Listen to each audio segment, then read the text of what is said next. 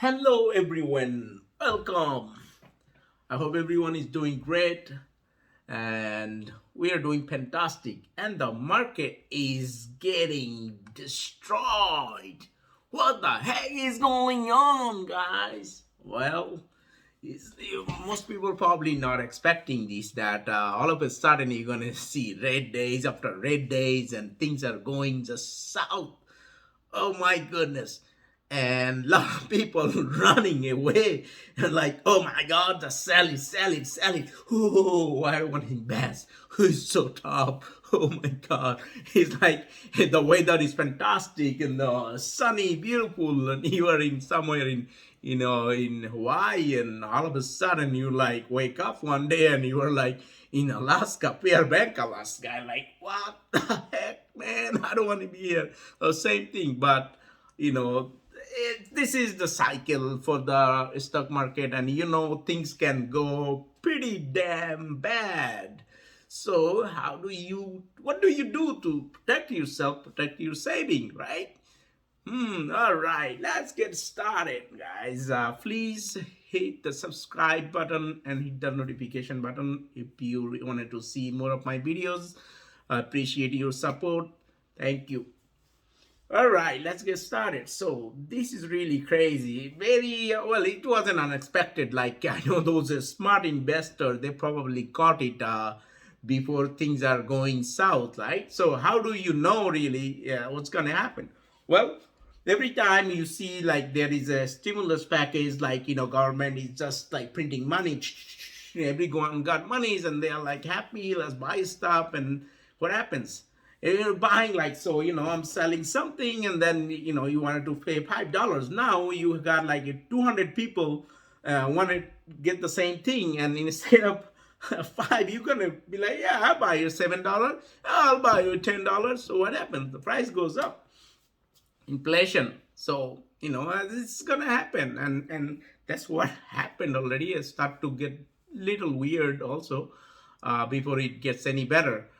And so this is coming, and those people who are wise and been in the market for long enough to see this, and they already protected themselves, and they moved away from growth stock to value stock. And over time value stock will just do fine. So if you want to ride the deep here, you can, but that's the problem. So if you have to believe in these companies you invested in. If you did your homework and you did everything right, you'll be fine, right?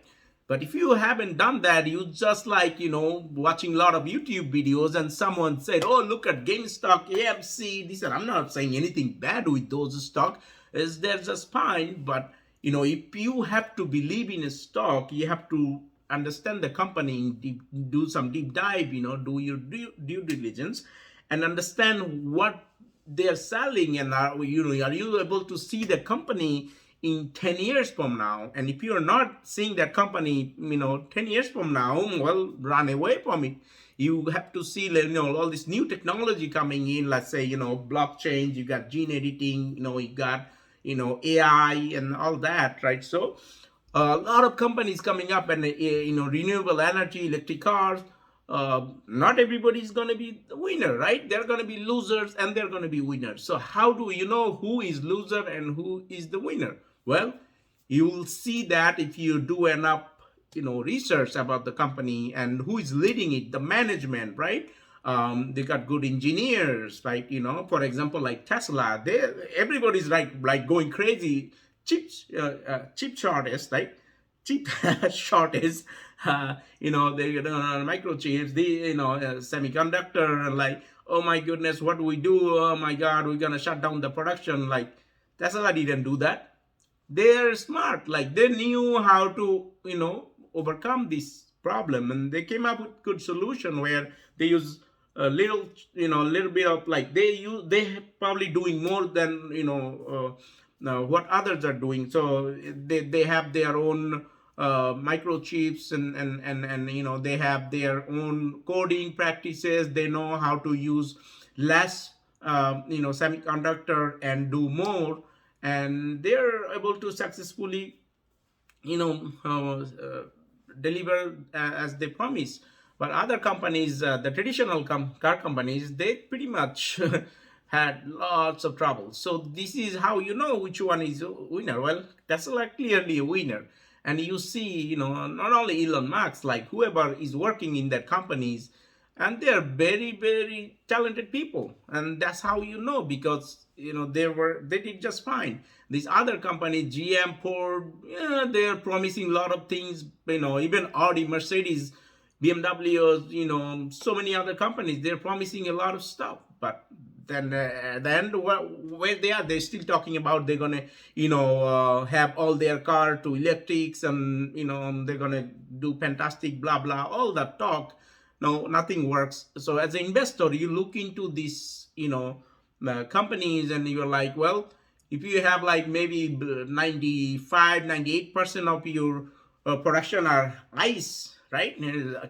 Internal combustion engines, and only like, I don't know, 2 to 5% are electric. You look at long run, you know where you're gonna end up big, right? So a lot of these cars, you will have no future. So if you see that, and if you look at a company and how they are weathering out this type of problems, and how they are becoming innovative in, again, a lot of companies, like, you see something as problem, and and a good company see the problem as opportunity.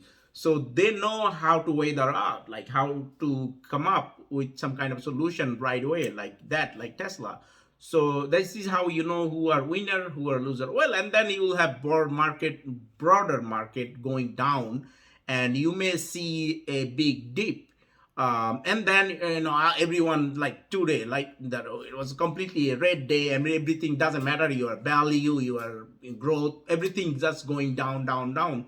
It is expected. But if you take a look at the chart over time, you will know that most companies, they're suffering, right? Most companies, they are suffering, and they're not doing that good.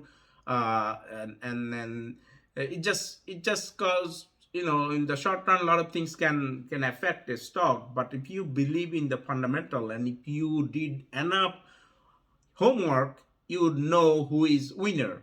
And of course, you have to take a look at the company's not only balance sheet. Like a lot of growth companies, their balance sheet is not that good. But if you see who's leading it, the management, that's number one, very important. Who is leading it, like who is the captain of the ship, right? He can either sink it, or he can, when big storm comes, he'll just sail it in a way. He'll just be fine. He's not gonna sink the ship. So you have to, management extremely important. Then you have to know what product they are selling. And again, the product can be, you can talk about, I'm going to sell electric car. But electric car is not about just, you just drive a car.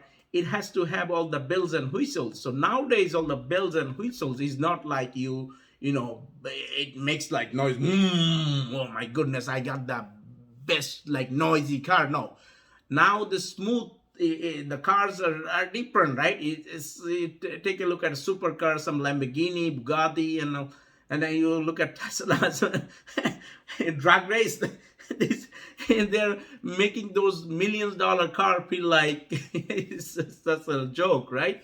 So it's all about technology, and then the technology is the future, and it is coming everywhere, whether you believe it or not. It is coming every part of your life, everywhere. So future, even from like growing your food to like sending rocket to moon, Mars, or whatever, right? Everything is going to be extremely dependent on technology. So car industry, no exception. So if you just making a car without any bells and whistles, and any the great software, like slick and innovative, then you're gonna miss out. When you take a look at these car companies and who are doing great, like you go, just don't like believe in someone in YouTube just because they say, well, it looks good, I'm gonna invest in this company.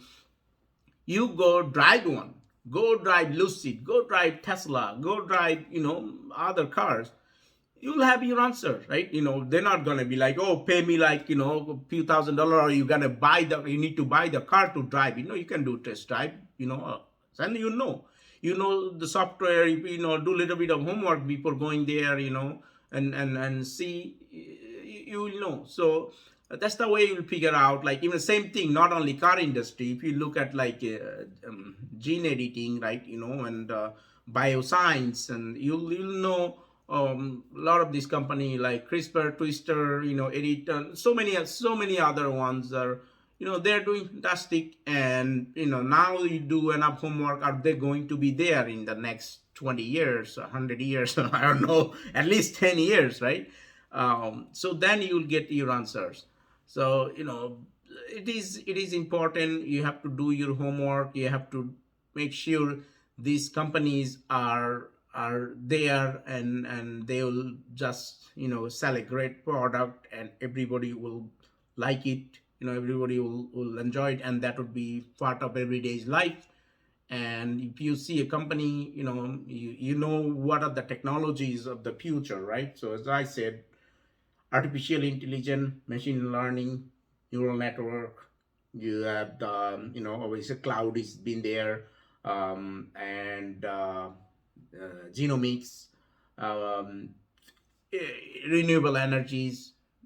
These are the future. So whether you believe it or not, if as a company, you see others are adopting to new technology, new innovations, right? And as a CEO of a company, you just like enjoying the show and sitting back.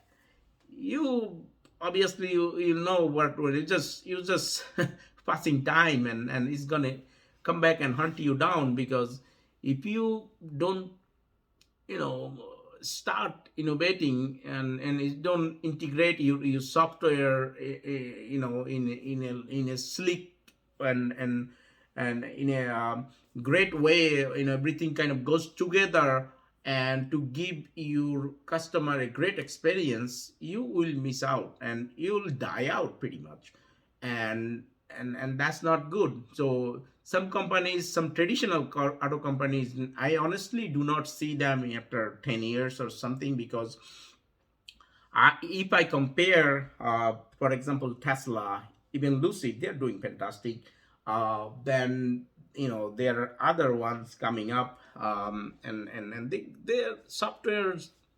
Think about it. Like, if you ever had an issue with your car, you have to go to some kind of dealership. Like, oh, my,